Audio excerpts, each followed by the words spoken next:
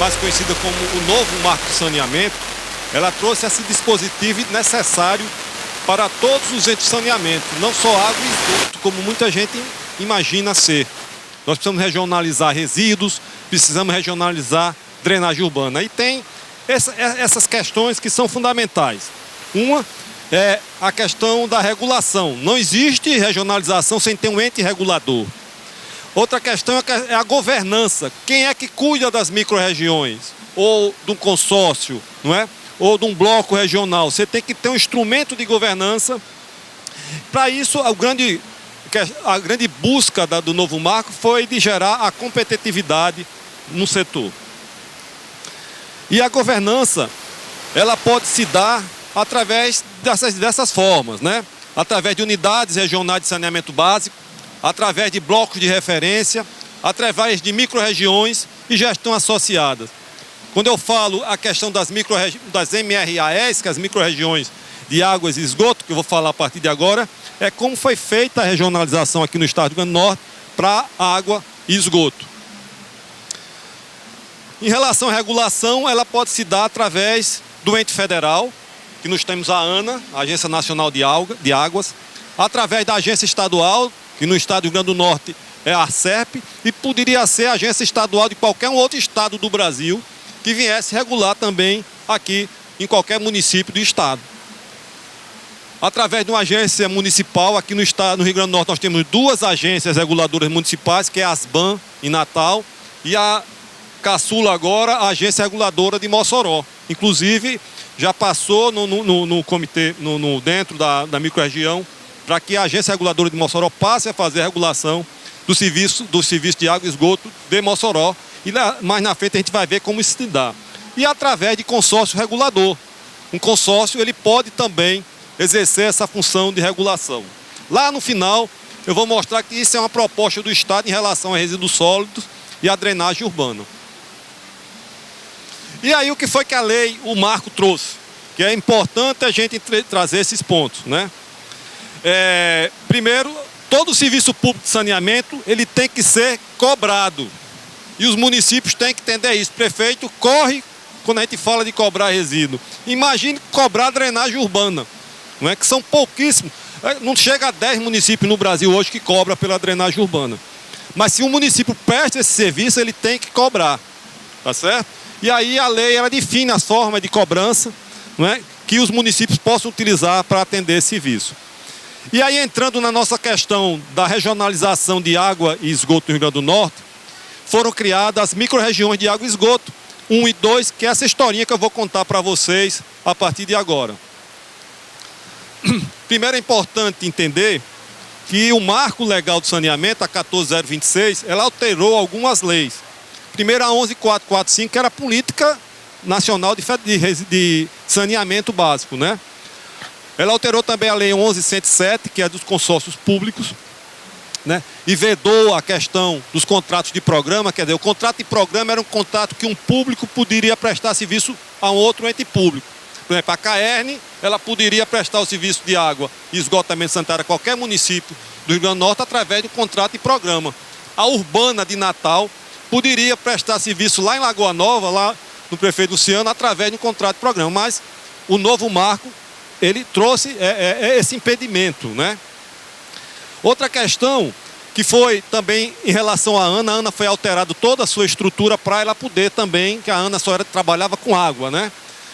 E recursos hídricos, desculpe, para também poder trabalhar no saneamento básico. E por último, que foi o mais difícil de ser compreendido, foi a alteração do Estatuto da Metrópole, que é o que rege as regiões metropolitanas, para que essa estrutura, esses instrumentos do Estatuto da Metrópole, ele pudesse atender as micro-regiões de água e esgoto.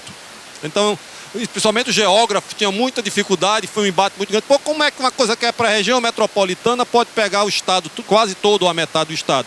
Mas foi a lei que trouxe esse componente.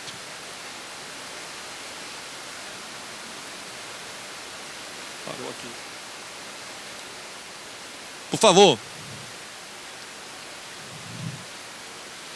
E aí o grande objetivo do Marco de Saneamento é atender até 2033 99% da população com abastecimento de água potável e 90% com esgoto, coleta e tratamento de esgoto. E para isso, as possibilidades que se criavam, que o marco trouxe, foi de fazer essa regionalização da seguinte forma: para água e esgoto, através de lei complementar ou através de lei ordinária, né? Através de lei complementar, no caso de regiões metropolitanas, aglomerações urbanas e micro-regiões, podia ser micro-regiões, e por lei ordinária nos casos de unidades regionais de saneamento básico. A gente vai falar daqui a pouco sobre isso. E caso os estados não fizessem até aquela data que o marco trouxe, que foi 2 anos depois da publicação do marco, a União poderia estabelecer esses blocos de referência. Por isso que a gente correu aqui com a colaboração da FEMURNE para tentar criar as micro-regiões no estado.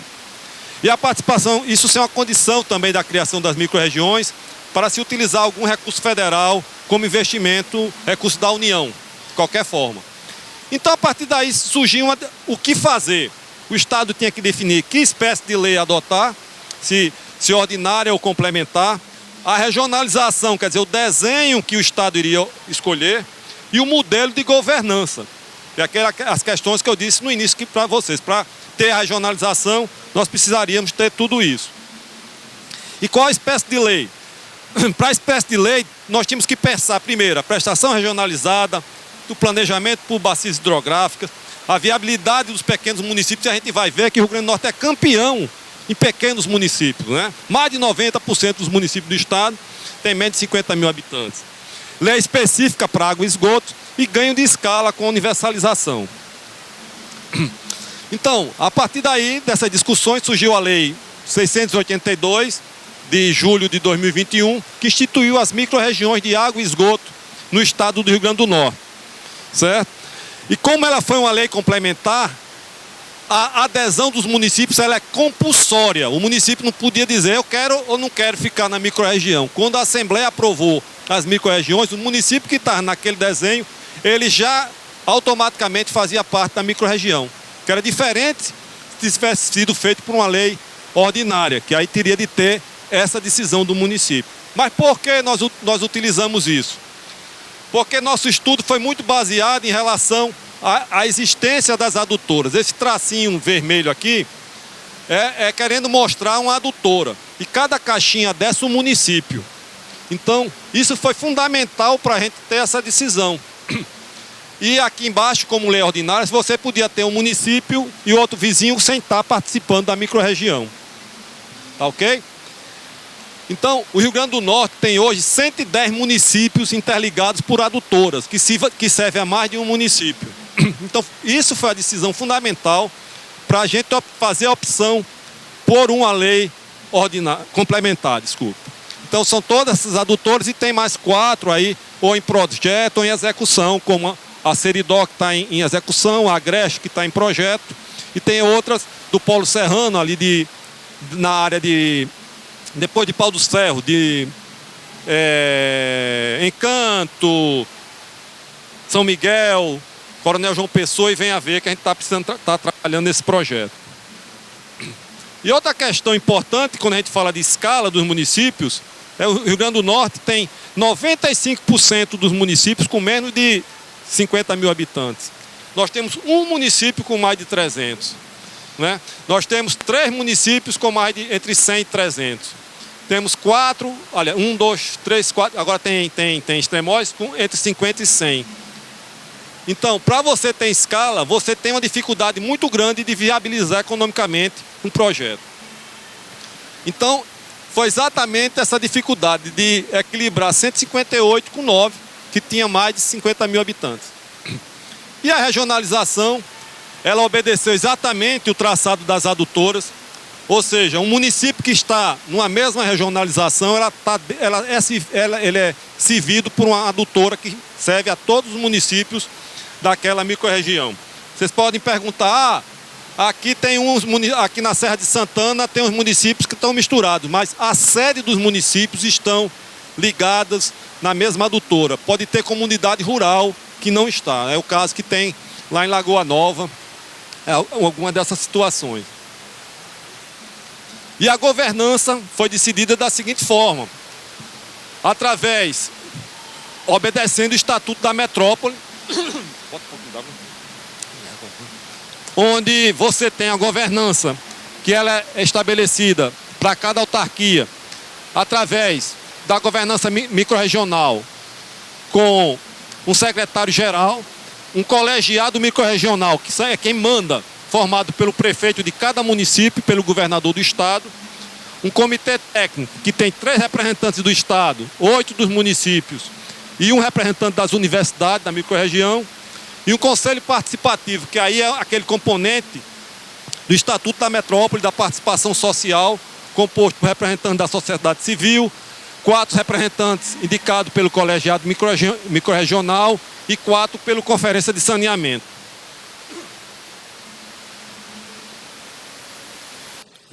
A nossa lei é a única do Brasil que tem a realização da Conferência de Saneamento nas microrregiões. Opa, só um minutinho. Eu destaquei aqui em azul a participação dos municípios, desde os prefeitos aos 8 representantes integrantes da microrregião e 4 no colegiado microrregional e 4 representantes da Conferência de Saneamento. Então os municípios têm que enxergar que a participação deles se dá através desses espaços dentro da questão da governança das microrregiões.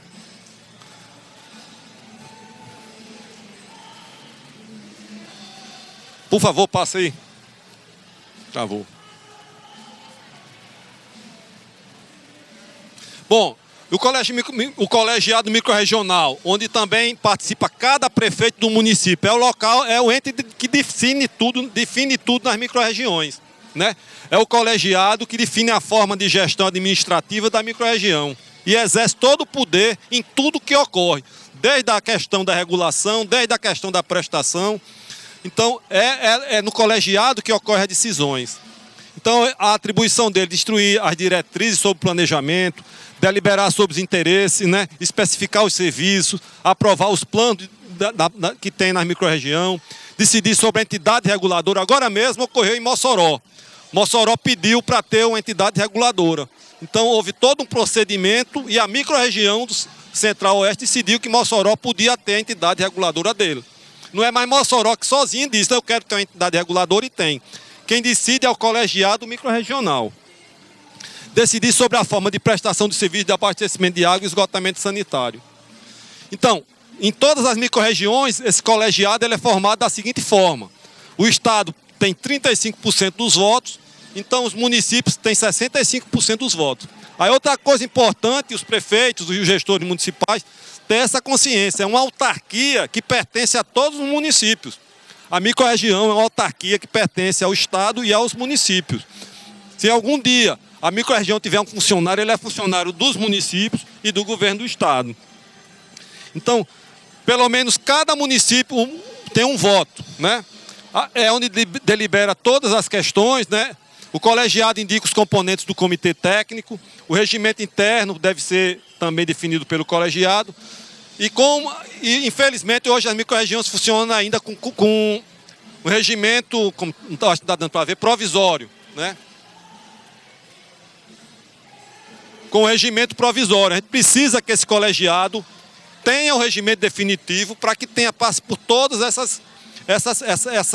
esse tipo de governança, porque o secretário-geral hoje é um funcionário do Estado por conta de ser ainda um regimento provisório.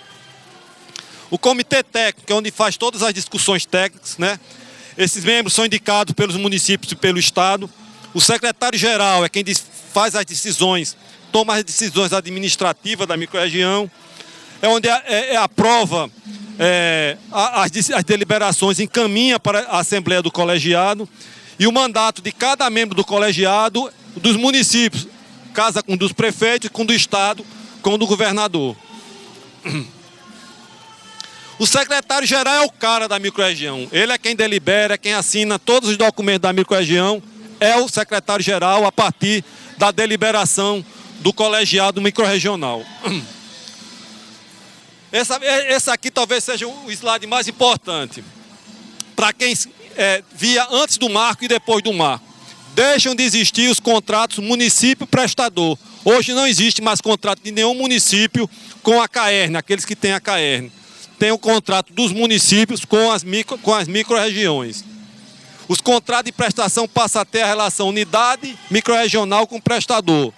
Caso o município, conjunto de municípios, queiram realizar uma concessão de serviço de abastecimento de água e esgotamento sanitário, terá de pedir autorização ao colegiado microrregional. Por exemplo, nós temos hoje o caso de Upanema. Upanema está querendo fazer uma concessão de serviço no município. Eles já encaminharam o pleito para a gente encaminhar o colegiado para o colegiado deliberar se o Upanema pode ou não fazê-lo, certo? E a regulação também dependerá da autorização do colegiado microrregional, como eu já falei, o caso de Mossoró. No Brasil, é mais ou menos essa distribuição dos estados, as opções, vocês veem, a decisão do Rio Grande do Norte foi muito semelhante, né? Quase todos em lei complementar, com a criação de poucas unidades microrregionais ou de saneamento. Nós temos os 2 decretos que instituem o regimento provisório e a deliberação é mais ou menos dessa forma, né? Como eu falei. No caso aqui da microrregião 1, o Estado tem 49 votos e os votos, cada município pequeno tem um em função da população do município. No caso, Mossoró tem 13 votos, né? Macau tem 2, Baraúna tem 2 e os outros 1, criando a proporção de 35 a 65.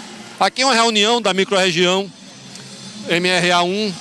A MRA2 da mesma forma, a mesma proporção, vocês veem que Natal tem 40 votos, praticamente a metade do estado em função da população. Aqui é uma reunião da MRA2. Aqui o comitê técnico também, uma reunião do comitê técnico da região 1. Aqui uma reunião do comitê técnico da microrregião 2. E aí, e os municípios com contratos vigentes na sanção da lei, como ficou isso? 48 municípios tiveram a renovação através da lei, que cumpriram uma série de rituais, né? 29 numa microrregião e 19 noutra.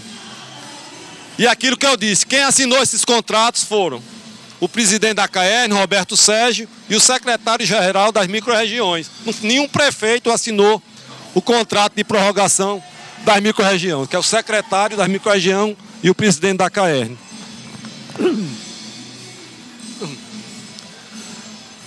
E quando se concluiu essa primeira fase, nós tínhamos essa distribuição. Vou afastar aqui para vocês verem. Tivemos 48 contratos prorrogados, 15 municípios com SAAI e 104 municípios sem contratos no estado. Para isso, a CAERN comprovou uma capacidade de investimento de 3,5 bilhões para poder ter esses contratos prorrogados. E os municípios sem contratos na sanção da lei? Então, existe uma tese que, como o Estado ele é proprietário da CAERN, né? E a CAERN é uma das donas da microrregião, surgiu esse entendimento que a CAERN pode prestar diretamente serviço aos municípios, já que ela é dona da microrregião. Isso, a Paraíba fez uma discussão através da Procuradoria que teve esse entendimento, Roraima também, e alguns municípios do estado encaminharam essa solicitação, tanto a CAERN como a microrregião. Então, o colegiado microrregional, por orientação o comitê técnico, por orientação do colegiado, seguiu esse trâmite, né? Aqui vocês veem, 65 municípios encaminharam esses ofícios solicitando, o comitê técnico solicitou à Procuradoria do Estado o parecer, a PAGE emitiu um parecer favorável à prestação direta, o comitê técnico analisou o parecer da Procuradoria e propôs uma minuta de resolução, e a PGE emitiu um parecer favorável a essa minuta, e a Assembleia dos Colegiados Regionais são realizadas para discussão e aprovação. Essas assembleias ocorreram, onde foram aprovados que os municípios iriam poder ter a prestação direta, não é? Então, a resolução número 3 de dezembro de 2023 definiu que serão prestados diretamente pela Companhia de Águas e Esgotos do Rio Grande do Norte, tanto na microrregião 1, esses municípios, como na microrregião 2, esses municípios. né? Ao final dessa discussão, nós temos hoje 48 municípios prorrogados de acordo com o marco, né? Tinham os contratos vigentes, 103 por prestação direta, 14 SAAIs e apenas 2 municípios hoje permanecem sem contratos, que é o Panema, que pediu para a questão de fazer a licitação, fazer uma concessão, e Serrinha dos Pintos, que informou que não tinha interesse de continuar com a CAERN prestando serviço. Então, em relação à regulação, nós temos esse cenário no estado. Em Natal, a ASBAN, em Mossoró, a GRM, né? E no restante do estado, a ACERP, que é a Agência Reguladora do Estado, que regula desse município. E a regionalização da drenagem urbana e de resíduos sólidos, que é a nossa grande tarefa, né? Como é que está? Assim, o estado pretende levar para a questão de resíduos sólidos e para a drenagem urbana junto a uma discussão com os municípios, para não criar mais uma entidade, uma outra estrutura de fazer toda a gestão desse sistema, é usar os consórcios. Aqui ficaria o consórcio do Alto Oeste, o do Seridó, o do Açu, o do Mato Grande, o do Agreste, e na região metropolitana ficaria a própria região metropolitana, que tem um instrumento do Estatuto da Metrópole para ser a entidade que vai fazer toda a gestão da parte de resíduos sólidos. Mas isso a gente tem que discutir com os municípios, viu, Luciano? Tem que levar essa discussão com a FEMURN. Agora, vamos criar uma outra estrutura para a drenagem urbana. O que a gente vai propor é que seja essa. Até porque os consórcios já estão criados, já existem, e a região metropolitana já existe. Não iria inventar nada, iria ter de avançar apenas na regulação. Pode ser que se faça um consórcio de regulação para isso, ou usar as próprias unidades de regulação que já tem. A ACERP, a ASBAN e a de Mossoró, certo? Obrigado, então. Era isso aí, em rápidas palavras.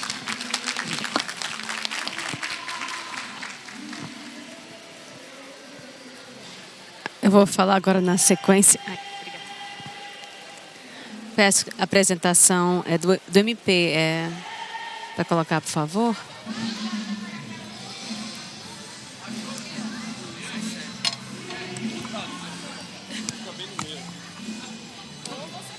Tá, obrigada.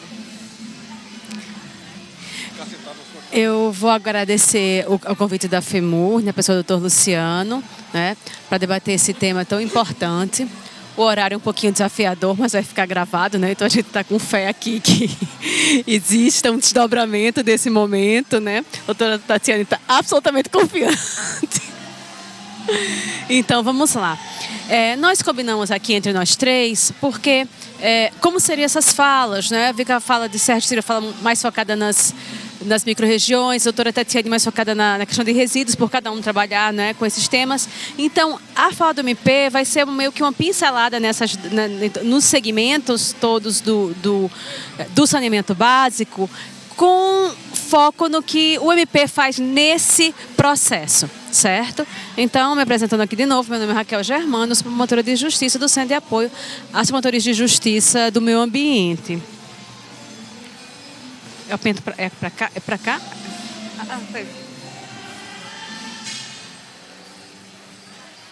Certo. O MP, em nível nacional, sentiu a necessidade de formalizar algumas parcerias que já existiam na prática. Né? Então, assim, o MP-RN, por exemplo, tem um projeto antigo em relação a resíduos, que é o lixo negociado. Então, já existia uma parceria desse projeto do MP com a PGE, com o IDEMA, com o MPT. Estou dando um exemplo aqui no estado. Em outros estados já existiam parcerias antigas do MP com o TCE, Tribunal de Contas, em relação a resíduos. Então veio uma proposta do CNMP, do Conselho Nacional do Ministério Público, para formalizar essas parcerias por meio de um comitê, de um grupo de trabalho. E assim nós o fizemos. Então aquela parceria que já contava com PGE, IDEMA e MPT, se juntou a ela a FEMURN, o TCE, outros parceiros que estão aqui elencados, que eu não vou ler para não cansá-los, mas assim, os consórcios públicos, a ABS, para que juntos nós pudéssemos coordenar melhor as ações que cada um estava fazendo nessa área. O Comitê de Resíduos e Saneamento Básico, mas nosso foco atual está sendo realmente resíduos. Nós temos um plano de trabalho e nós nos reunimos de maneira ainda irregular, né, doutora Tatiane? Mas a cada 2 ou 3 meses, para checar as ações de cada parceiro, né? Para a gente prestar contas um para o outro e não haver também uma duplicidade de ações. Então, você tem um determinado órgão agindo nesse sentido. Eu sei que a doutora Tatiane, por exemplo, no consórcio do Seridó, trabalha bastante a coleta seletiva. Então, a MP pode ficar um pouco mais tranquila em relação à coleta seletiva no Seridó e trabalhar outros instrumentos da política. Esse é só um exemplo. Então, foi criado, já falei, né, a partir do CNMP e com outros parceiros.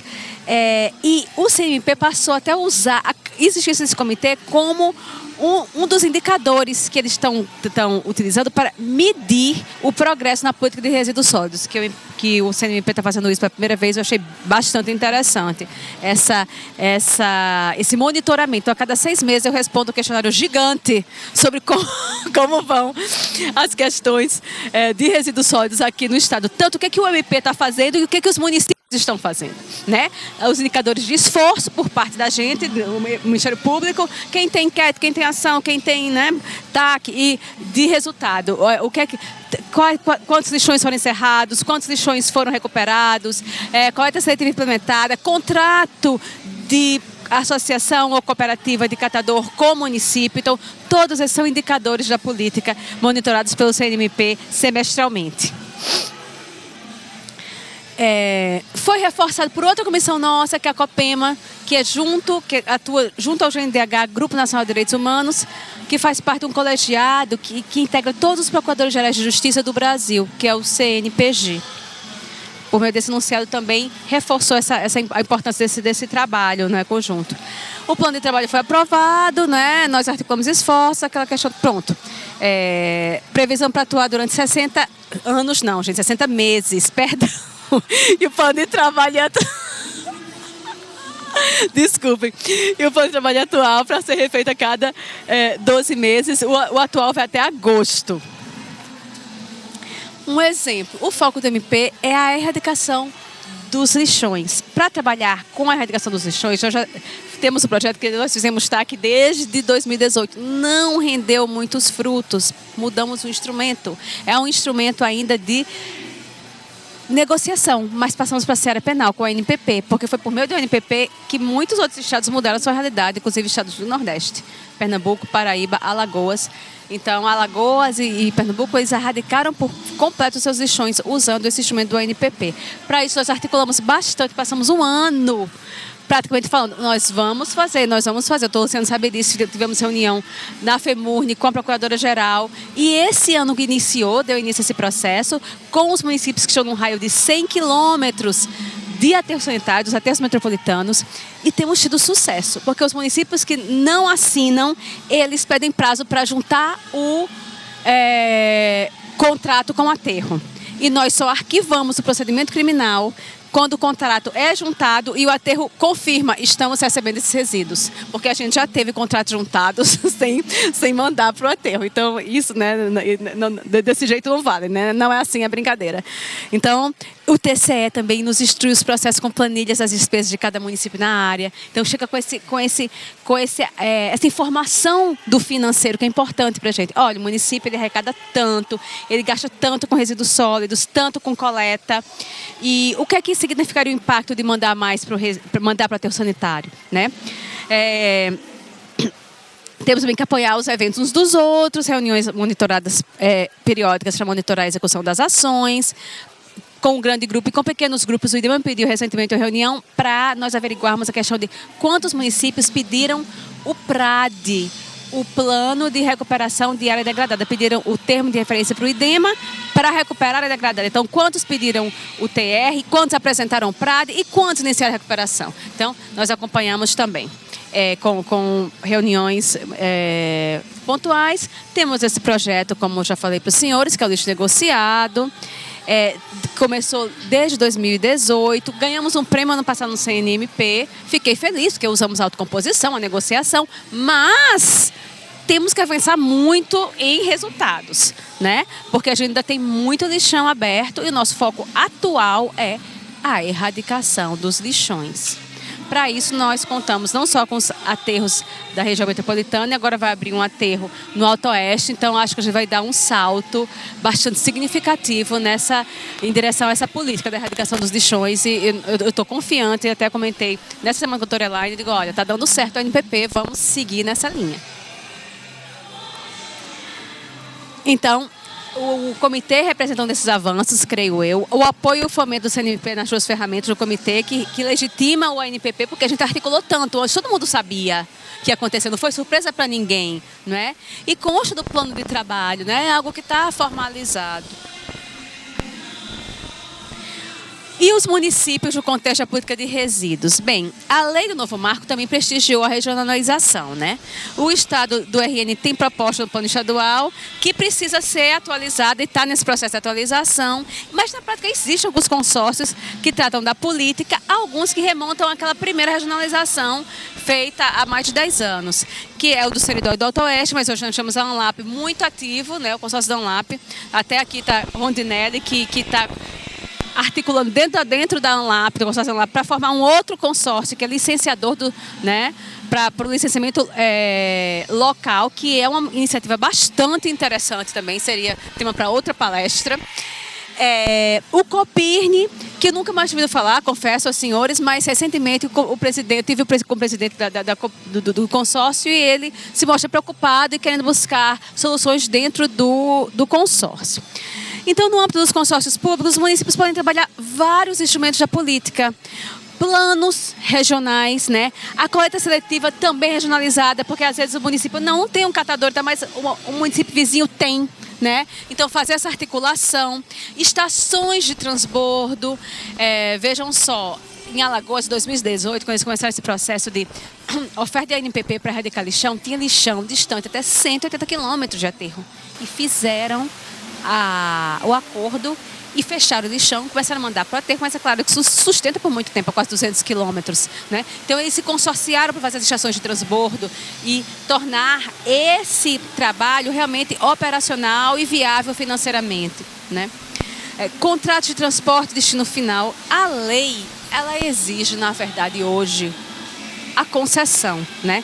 Essa concessão para resíduos está ainda em construção na prática. Por quê? Porque nós não estamos exigindo esse contrato de concessão em relação a resíduos. Pelo menos não o MP. Não nesse momento. Não nesse momento. Eu sei, a doutora Tatiana vai falar, que no Seridó, como está sendo construída a primeira célula e já se tem um modelo de como vamos contratar a operação do aterro, já se está pensando como consórcio numa concessão. Ótimo, porque com a escala dá para se pensar numa concessão com contrato complexo de longo prazo que amarra, né, quem contrata, mas não consegue pensar em municípios pequenos, cabe boca da parafuseta, 5 mil habitantes, 3, 2, fazer uma concessão de 20 anos com aterro sanitário. É muito complicado esse desenho, né? Então, por isso que, agora a gente quer erradicar o lixão, mas essa questão da concessão ela tem que ser trabalhada no médio e longo prazo. E a regionalização, ela prestigia essa economia de escala, que é viável para os altos custos desses serviços. Esses serviços custam caros, eles têm que ser autossustentáveis. Sérgio falou antes que tem que ser cobrado e tem que ser cobrado mesmo. Pode começar com uma tarifa ou uma taxa, preço público mais, vamos dizer, módico. Mas o que a lei propõe é que ele seja autossustentável, que o usuário pague pelo serviço. A gente paga, às vezes, por muita coisa que não é essencial na nossa vida, né? Mas não quer pagar por serviço de saneamento. E muitas vezes ela não tem o dinheiro, é a pobreza e tal. Existe não vamos negar as nossas desigualdades, mas também tem uma questão cultural de achar que não deve pagar por aquele serviço, né? E isso tem que ser um obstáculo a ser transposto. E pode contar com a gente para fazer o papel, né, antipático, o MP. Sempre que a gente pode conversar. Conversa com o vereador, conversa com a população. Então, nós podemos recomendar, dizer que a gente foi o MP que obrigou o prefeito. Então, esse trabalho nós assumimos, sem menor constrangimento. E a drenagem urbana? A drenagem é a prima pobre, né? Dizem, né? Que a Lei do Novo Marco não excepcionou esse serviço. Colocou todos no mesmo saco, mas também não falou nada de maneira detalhada, de maneira explicativa em relação à drenagem. Existe a importância diferenciada da drenagem no contexto de mudanças climáticas. Existe alagamentos em algumas cidades aqui no estado, né? Touros alaga, alguns municípios alagam a partir da inundação do avanço do mar, Macau, Maxaranguape. Então, nós temos que ter esse cuidado de pensar também no médio e longo prazo e incorporar a drenagem urbana como um segmento importante que precisa dar o devido cuidado. A conexão é lógica com a gestão das bacias hidrográficas, né? Então tem que ter uma comunicação aí, qualquer que seja o desenho do consórcio, tem que ter uma comunicação com os comitês de bacia onde eles existem, porque nós também temos esse déficit, né, dessa estrutura.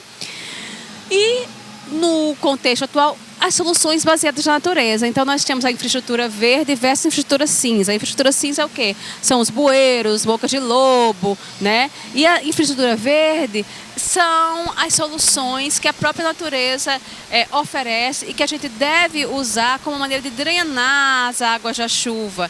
Então, é a vegetação das APPs, dos rios, até a criação de parques, né? De maneira que numa chuva mais intensa que acontece, não é um grande problema na maioria da parte do estado, essa é a verdade, mas quando acontecer, existe uma absorção diferenciada pela solução natural, a solução que a natureza nos deu. O ideal é haver uma combinação entre essas duas infraestruturas, né, verde e cinza, porque a gente não pode também ficar só em uma cidade só na infraestrutura verde, mas que ela também tenha seu papel até de conforto também climático em relação à infraestrutura cinza. A gente não quer só uma cidade de concreto.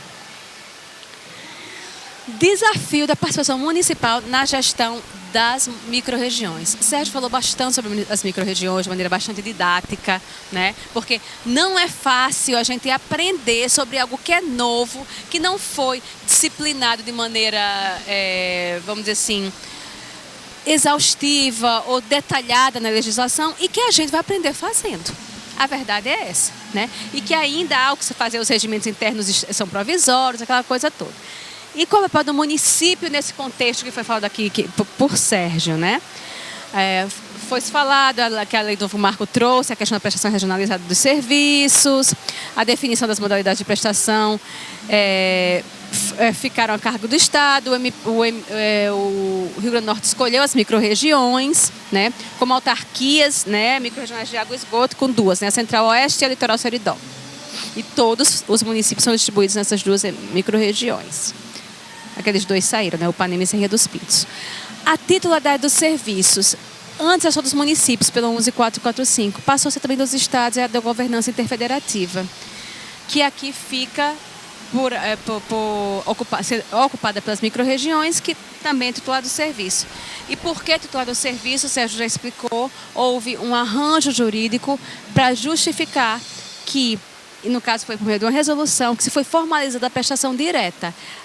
O Estado integra a microrregião, o Estado tem uma empresa estatal de água e esgoto, então é como se o Estado estivesse prestando para ele mesmo, que integra a microrregião. O Estado prestando para a microrregião, está prestando para ele mesmo, e foi formalizado aí o vínculo da CAERN com os municípios que não tinham contrato prorrogado, né, por meio das resoluções 3 e 4 de 2023. Antes ocorria de maneira assim, com um vínculo juridicamente precário, eram contratos que já eram vencidos, que não tinham sido prorrogados desde a década de 80, mas que a CAERN continuava na prática como prestadora. Prazos e metas. Sérgio falou do 99%, né? 2023, 99% da população com água potável e 90% da população com coleta e tratamento de esgoto. É isso que diz o artigo 11b do Novo Marco? É só isso? Não. O que é que tem depois da vírgula? Que todo mundo só lembra do 99% e o 90%. Depois da vírgula, nós temos metas tão importantes quanto, que é da não intermitência do abastecimento, que nós temos esse problema da falta d'água. Simples assim. Então, porque falta água, a gente tem que ter caixa d'água. Porque a gente tem caixa d'água, a gente tem problema quando tem dengue. Então, assim, fica aquela questão que estou dando só um exemplo bobo aqui, mas que nesse momento é bastante relevante, como a questão do saneamento e da saúde, ela se retroalimenta e que uma falha no sistema, né? Que ela é uma falha, vamos dizer assim, que faz parte do sistema, então sempre falta água. Se sempre falta água na rede, eu tenho que ter um reservatório. Aí, porque eu tenho que ter um reservatório, eu corro mais riscos armazenando essa água. Então, as metas da questão da não intermitência, né? De que esse serviço não ocorra essas faltas d'água. Redução de perdas. Eu digo lá no Centro de Apoio que o dia mais triste do ano, para mim, é o dia 22 de março, que é o dia da água. Você vê qual é o percentual de perda do Rio Grande do Norte em relação à água, que é sempre mais de 30%, como é mais de 30% do Nordeste. Então, nós não podemos nos dar esse luxo no lugar de escassez hídrica. Então, para isso, nós temos que modernizar nossas infraestruturas. Nós não podemos perder tanta água no meio do caminho, né? Aí melhoria nos processos de tratamento também para complementar, né? Então, além de 99% de água e 90% de esgoto, nós queremos que o serviço não sofra intermitência, que haja redução de perdas e melhoria nos processos de tratamento de água e esgoto. Tudo juntinho, certo? No mesmo artigo. Então, os planos de água e esgoto passaram para a esfera microrregional. No segmento de água e esgoto, né? Os outros dois podem ou não continuar com o município. Controle social tem o Conselho Participativo, regulação pela ARCEP. Sérgio fez aí as correções em relação a Mossoró. E a estrutura de governança foi a que Sérgio já falou, com o colegiado, com o comitê e o controle social. Os prefeitos, atenção à indicação das pessoas que representarão os municípios nos comitês técnicos. Por quê? Porque a representação ela é pequena e aí é o comitê técnico que vai, vamos dizer, dar o parecer para fundamentar as deliberações do colegiado, né? E também a participação ativa dos chefes dos executivos municipais se estende ao acompanhamento do trabalho desempenhado pela prestadora e pela agência reguladora. O MP, por meio da Corregedoria Geral, que é o órgão que fiscaliza o próprio Ministério Público, ele promove audiências públicas, né? A corregedora quis fazer isso, promove audiências públicas no estado todo para ouvir a população quais são suas queixas, quais são seus pleitos e verificar se o colega que está ali naquela base está trabalhando com essas temáticas. E outro dia a corregedora veio me falar, disse: Raquel, qual é o problema da CAERN? Não sei se tem alguém aqui da CAERN. Porque onde eu for a queixa é a CAERN, a CAERN e a CAERN. A CAERN agora está atrelada a essas metas do novo marco. Então, o prefeito pode acompanhar, pode cobrar junto à prestadora e à agência reguladora, que a agência reguladora também, o papel dela, princípio, é cobrar o andamento. A gente não pode esperar 2033, tem que ter um andamento para e passo, ano a ano, semestre a semestre. A gente não pode deixar o prazo esgotar para cobrar. Não é? Então, esse é o papel diferenciado dos municípios, né? Que os prefeitos acompanhem essas metas.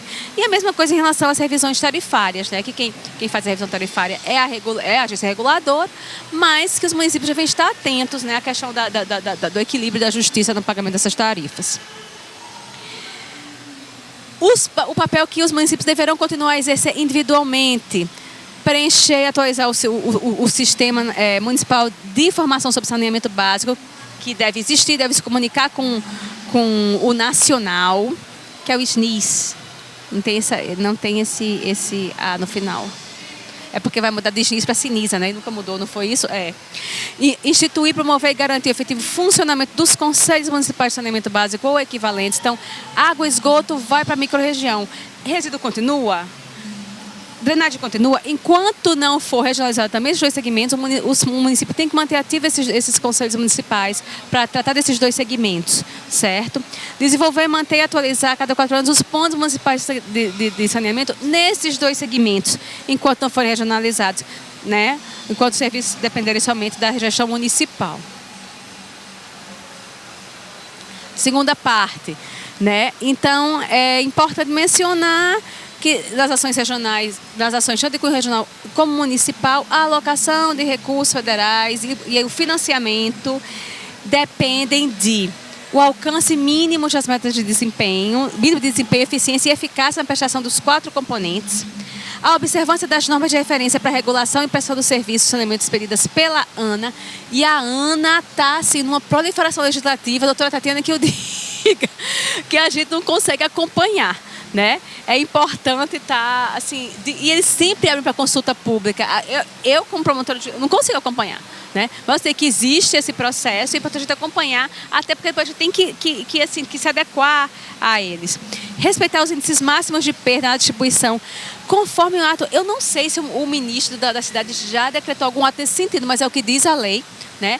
Que o ministro da cidade vai decretar os índices máximos de perda na distribuição de água e tem que ser observado esse índice máximo de perda e o fornecimento de informações atualizadas ao Sinisa, de acordo com critérios, métodos e periodicidade estabelecidos pelo Ministério das Cidades. Também a gente já falou que é o município que cabe alimentar esses sistemas, não é? Portanto, há muito trabalho a ser realizado e a participação ativa dos prefeitos, dos seus gestores, ela é crucial, é fundamental, tanto para entender esses desenhos, não é, de atuação em conjunta com os municípios, é o consórcio, a microrregião, o que ainda está cabendo só ao município, como fazer da melhor forma, como acompanhar, como cobrar, né? Sobretudo na microrregião, porque a gente meio que, o município, tá na microrregião, tipo, deleguei, né? A microrregião está cuidando, a CAERN assumiu a prestação, mas ele é fiscal do seu contrato, da sua resolução, do cumprimento das suas metas, né? É o município que é o maior interessado em acompanhar esse processo. Então, daí a importância de se manter atento a todo, né? A todo esse caminhar até 2033 e depois dele. Deixo aí meus contatos, né? Aqui é do Centro de Apoio. O e-mail e esse telefone, que é o WhatsApp, nós sempre respondemos, damos feedback, a gente não costuma deixar ninguém no vácuo, né, para manter essa articulação e vamos dizer, uma linha direta de comunicação com a sociedade civil e com o poder público. Então, agradeço a atenção e passo para a doutora Tatiana. Gente, senta aqui no meu lugar. Qual é o meu? É esse? Não, esse? Eu não tomei aquele lá, não. Quer pegar sua bolsa? Tá lá? Então eu vou ficar lá. Vou ficar aí. Ai, meu Deus. Gente, boa noite. Prometo ser breve, né? Tá todo mundo querendo sextar, a banda tocando bacana. Mas vou costurar aqui o que os meus antecessores falaram, né? E falar um pouquinho sobre a experiência da participação efetiva dos municípios nesse contexto, tá certo? Me chamo Tatiane, sou assessora jurídica da Federação dos Municípios, né? Tô sócia aqui da minha colega Ilmara, que também batalha junto comigo aí numa área muito sensível, né? Tanto para os municípios como para os consórcios, na perspectiva de a gente conseguir angariar recursos junto à União para executar grandes projetos, né? Então, a gente tem unido muitos esforços e articulado com muita gente para poder fazer as coisas acontecerem, né? Como disse, estou advogada, sou consultora, assessora técnica e jurídica e tenho atuado aqui tanto na Federação dos Municípios... Oi? Tá baixo?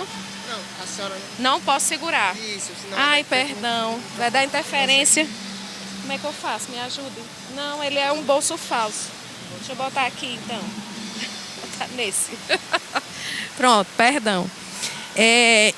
Tenho assessorado a federação, né, apoiado muito a federação nos municípios desde 2014, que foi o primeiro prazo, né, da erradicação dos lixões, para que a gente conseguisse impulsionar os consórcios públicos aqui do estado. E aí, como o tema é a participação dos municípios nesse processo de regionalização, vocês perceberam que o novo marco regulatório de saneamento reforçou ainda mais essa questão da regionalização, né?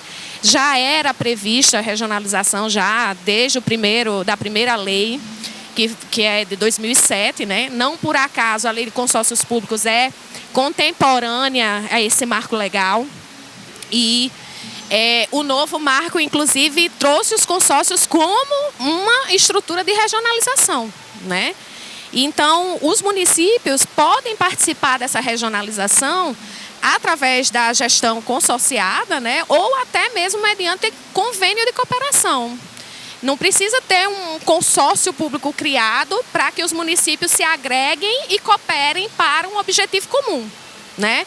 Então, a regionalização dos serviços de saneamento, enquanto marco legal, ela vem justamente, como o doutor Sérgio bem disse, promover uma economia de escala, ou seja, a gente está falando aqui de obras de infraestrutura de grande vulto, né?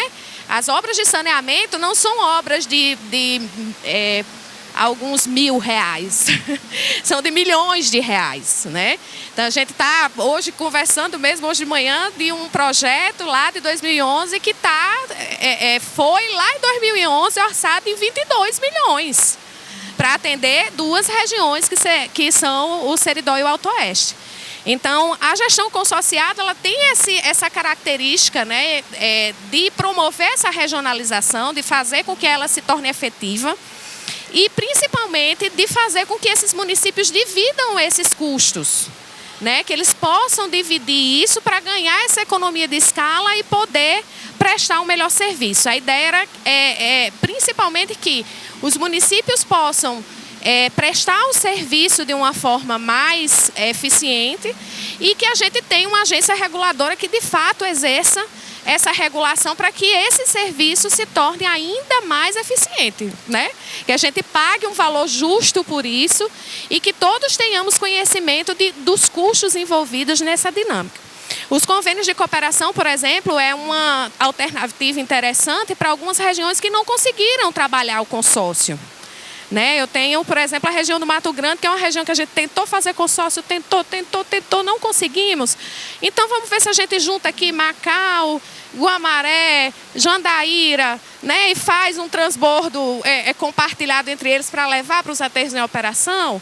Seria perfeitamente possível fazer algo nesse sentido, né? E a gente tem incentivado isso enquanto federação. E a participação individualizada normalmente é mediante prestação direta, né? Às vezes o município é autossuficiente nessa área. É como o doutor Sérgio falou, os SAAs, né? Alguns municípios têm a gestão dos serviços de saneamento de forma plena. Eles abastecem, né, o município, eles fazem parte do esgotamento sanitário, não é exatamente como a Caerne, mas eles prestam serviço. Santa Cruz é um exemplo, Extremóis é outro exemplo, São Gonçalo do Amaranto é outro exemplo. E, inclusive, a lei complementar, na discussão que nós travamos, né, ao tempo de sua aprovação, nós excepcionamos isso, né?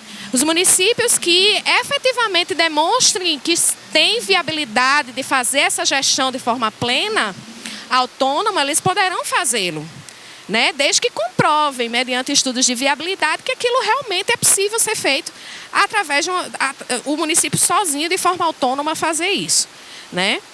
E aí, falando um pouco sobre consórcios, que é assim, uma temática que eu tenho me dedicado bastante, né?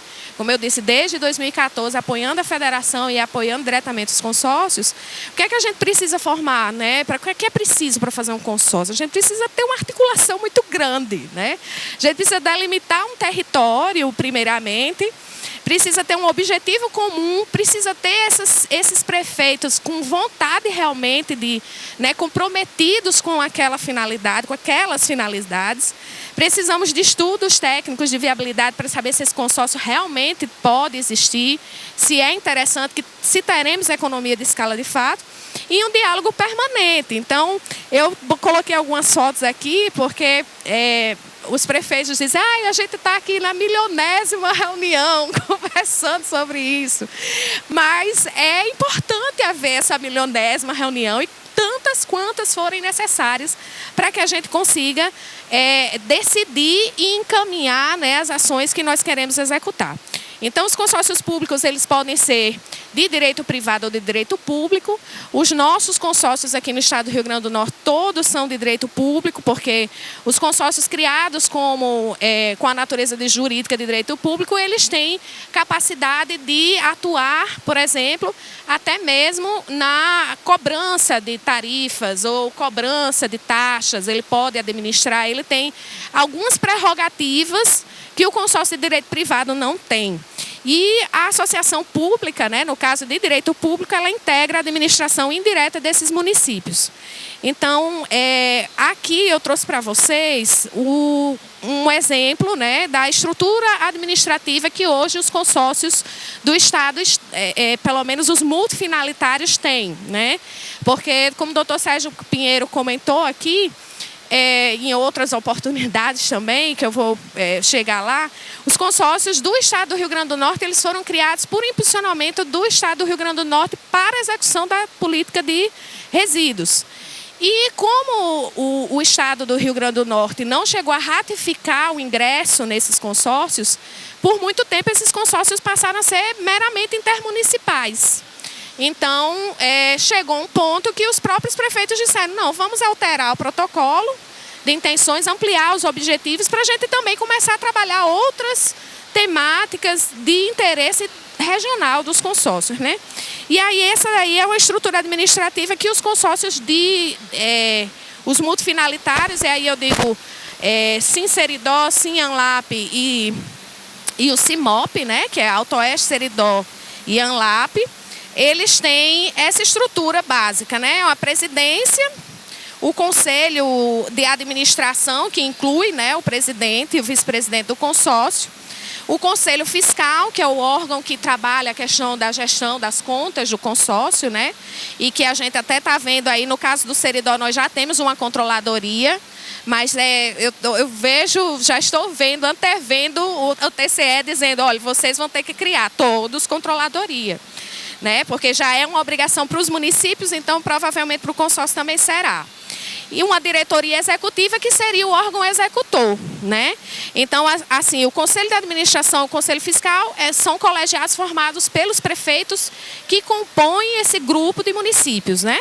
E a diretoria executiva não, você tem alguns cargos aí de chefia, direção e assessoramento que são indicados pelo presidente e aprovados pela Assembleia Geral, né? Que é composta por todos os prefeitos. E aí a gente tem câmaras temáticas, que são as câmaras técnicas. No caso dos consórcios multifinalitários, não vai se criar um outro consórcio, doutora, para licenciar. O consórcio da ANLAP já tem uma câmara técnica de licenciamento ambiental. Então, dentro da estrutura organizacional do consórcio da ANLAP, do consórcio Seridó e do consórcio do AutoOeste, existem essas câmaras de execução. Hoje, por exemplo, o AutoOeste e o Seridó está focado em resíduos e saneamento e está querendo explorar os serviços de inspeção municipal, que é uma outra câmara, né? Mas tem total interesse também de trabalhar o licenciamento ambiental através da Câmara de Meio Ambiente. E tem a Câmara de Saúde, a Câmara de Iluminação Pública, que inclusive a Caixa Econômica também vem impulsionando os consórcios a participar, né, trabalhar essa questão da iluminação pública de maneira regionalizada, que para ganhar justamente essa economia de escala, e a possibilidade de trabalhar a mobilidade urbana e regularização fundiária. E aí a gente tem os departamentos administrativos que dão suporte a essa gestão, né, a gestão dessas câmaras técnicas, que é a contabilidade, a compras, licitações, almoxarifado, serviços de informática, recursos humanos e engenharia.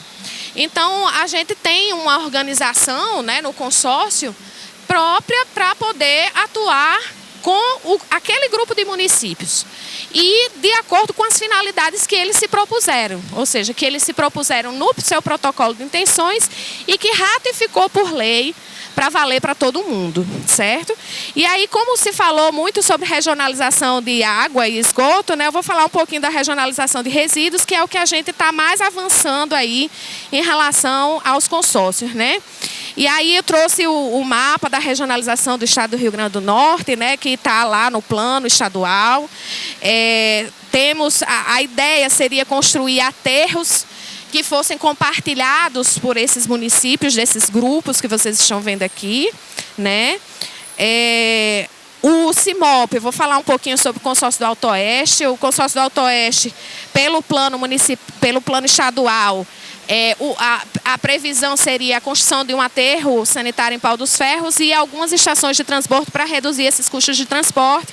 Mas, considerando hoje o cenário atual, como a doutora Raquel falou, de um aterro privado sendo construído na região, o consórcio começou a trabalhar outros estudos que pudessem pensar nessa dinâmica de transporte e de logística para levar para esse aterro em operação e a gente atender, né, o novo prazo agora que está prestes a se eximir novamente, que é o prazo de erradicação dos lixões que o novo marco deu até agora, agosto, para a gente.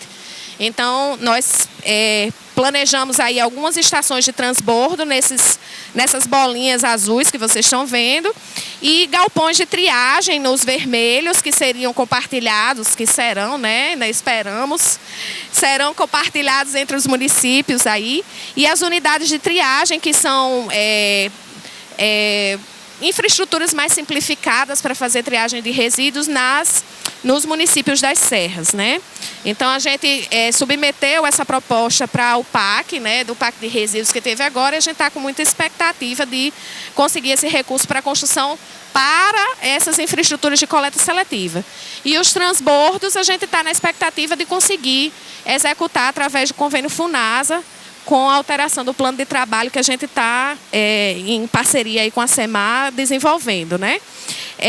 Aqui eu trouxe para vocês o estudo de viabilidade que o MDR chegou a elaborar para o consórcio do Alto Oeste, assim como elaborou para o Seridó também, para que a gente pudesse trabalhar a possibilidade da concessão dos serviços. O problema é que o estudo que foi entregue, ele foi muito simplificado. E aí, para uma concessão, né, mediante parceria público-privada, que é o que a gente estava pretendendo, ele não atendeu por completo, mas pelo menos trouxe algumas informações importantes para a gente já começar, né, a discutir. Então, no caso do Alto Oeste, se projetou o aterro sanitário nesse ponto vermelhinho que vocês estão vendo aí, né, no centro da região, que seria Riacho da Cruz, e 3 estações de transbordo, Caraúbas, Pilões e Água Nova, certo? Aqui, só para vocês terem uma ideia do que foi prospectado de termos de despesa, né? Então, veja só. Esses municípios que vocês estão vendo aqui na primeira coluna em verde são os municípios que, pelo projeto, eles levam direto para o aterro de Riacho da Cruz, né, que foi o que foi projetado.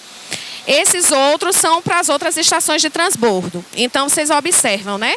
Esse preço que vocês estão vendo aqui é o preço que cada município pagará, né, se fosse levar em consideração esses estudos, para dar destinação no aterro sanitário. Então, esses que estão em verde, esse custo que vocês estão vendo aqui é só para depositar no aterro, tratar e depositar no aterro, custo mensal. E esses outros que vocês estão vendo, ele tem o custo de transporte embutido também, ou seja, o transporte do transbordo que vocês viram até o aterro, mais o tratamento no aterro. Então, vocês observam que na outra coluna tem o custo que seria pago por habitante mês, para que a gente pudesse fazer essa destinação ambientalmente correta. Então, você vê, tem alguns, o governador disse, por exemplo, R$ 4,97 por habitante mês, teria que ser a tarifa mínima para a gente poder mandar para um aterro sanitário, certo? Então, quer dizer, quando o doutor Sérgio Pinheiro fala sobre a sustentabilidade econômico-financeira dos serviços, é um ponto crucial. A gente não consegue pensar em trabalhar esses serviços de forma eficiente se a gente não fizer cobrança. É muito difícil a gente pensar em ter uma gestão ambientalmente adequada, né, sem ter um custo operacional envolvido. E o custo operacional, em tese, está mais barato do que se fosse ele sozinho fazendo. Se fosse o município sozinho fazendo, era ainda maior, tá certo? Em relação ao Seridó, né, a região do Seridó, que é um dos consórcios que está bastante avançado também, como o do Alto Oeste, eu já trouxe aqui de cara o trabalho que o consórcio do Seridó tem feito para a coleta seletiva, né? Porque enquanto a gente ainda não tem o aterro operando, a gente tem que trabalhar a ponta da gestão, né? A gestão de resíduos, ela não é só a destinação final. Ela começa da coleta do saco de lixo das nossas casas, né? E do transporte desse lixo para um local ambientalmente adequado. E nesse meio tempo existe a possibilidade da gente ter o reaproveitamento desse resíduo. Então a gente faz coleta seletiva, a gente tria o resíduo reciclável, a gente dá a destinação correta para ele para reciclagem, e o que não servir mais para nada a gente leva para o aterro sanitário para ser aterrado. E isso é o que a política manda a gente fazer.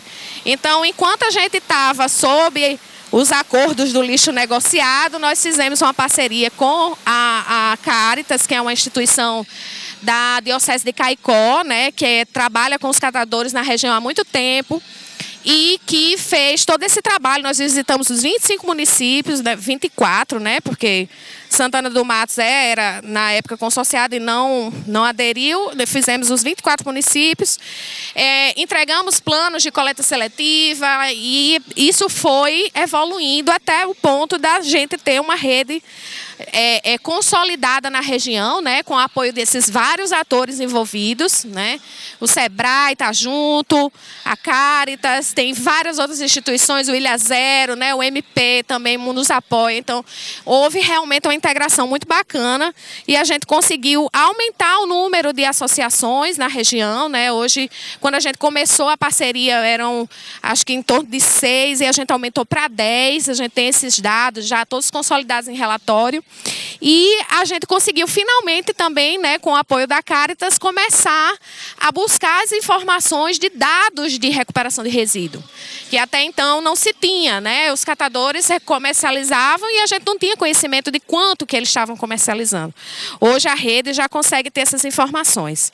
Em paralelo a isso, em paralelo a essa questão da coleta seletiva, o consórcio do Seridó trabalhou os estudos de viabilidade, inicialmente, né, do MDR. A gente chegou a fazer um PMI antes desse, que está em curso.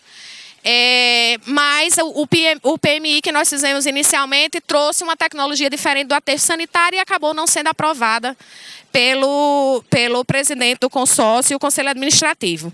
E aí a gente abriu um novo edital, que é esse que está em curso, que leva em consideração esse cenário regional, né, do consórcio Seridó, e nos trouxe aqui, nesse primeiro momento, né, em resumo, esses dados que vocês estão vendo aqui.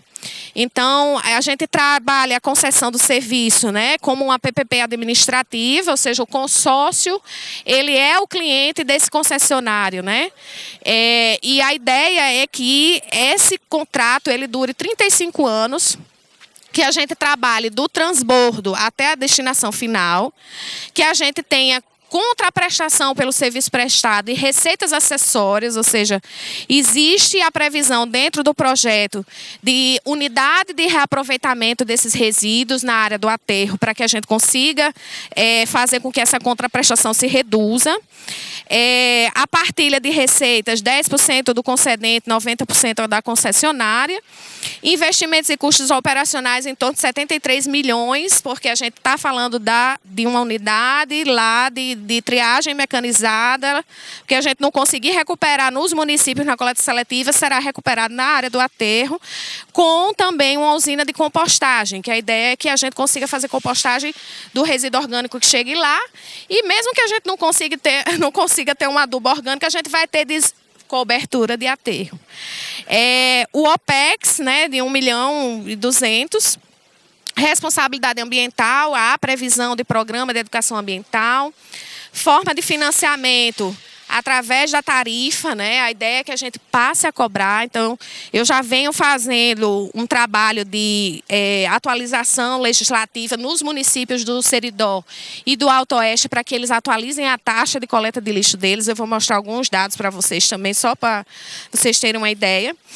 E a economicidade de 30% com a concessão de serviços, porque a gente entende que, pelo fato da gente estar concedendo para o privado e passar a fiscalizar esse contrato, além da agência reguladora, que também vai fazer às vezes, a gente vai ter uma gestão mais eficiente.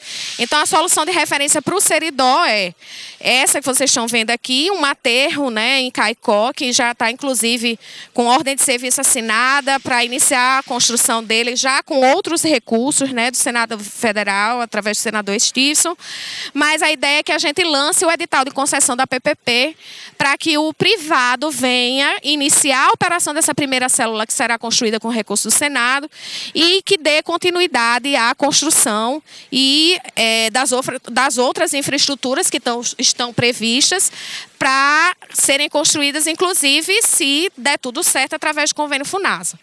Né? Então, são um aterro, 3 estações de transbordo, unidade de tratamento e valorização de resíduos, como eu falei, né, para tratamento desses resíduos na área do aterro, e a disposição final lá. Os estudos do MDR mostram esses dados aqui que vocês estão vendo, né? Isso seria o custo que foi projetado para mensal, né, de disposição e de quem está também fazendo o transbordo.